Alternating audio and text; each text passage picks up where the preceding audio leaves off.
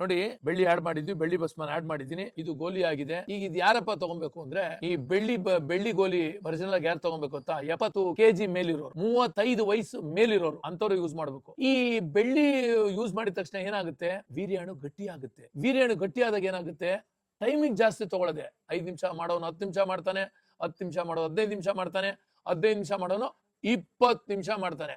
ಅದಕ್ಕೆ ಈ ಬೆಳ್ಳಿ ತಗೊಂಡಾಗ ವೀರ್ಯಾಣು ಗಟ್ಟಿ ಆಗುತ್ತೆ, ಮತ್ತೆ ಶಿಸ್ಟಾನು ಉದ್ದ ಆಗುತ್ತೆ, ಅದ್ರ ಜೊತೆಗೆ ತುಂಬಾ ಶಕ್ತಿ ಬರುತ್ತೆ, ಜೊತೆಗೆ ವೆಯ್ಟ್ ಲಾಸ್ ಆಯ್ತಾರೆ. ಬೆಳ್ಳಿನ ಯೂಸ್ ಮಾಡ್ಬೇಕಾದ್ರೆ ಅವನು ದೇಹ ತಂಪಿರ್ಬೇಕು, ಜಾಸ್ತಿ ತಂಪಿದ್ದಾಗ 100% ತುಂಬಾ ಕೆಲಸ ಆಗುತ್ತೆ. ನೆಗಡಿ, ಶೀತ, ಅನ್ನೊಂದು ಮತ್ತೊಂದು ಯಾವ್ದು ಇಲ್ಲ.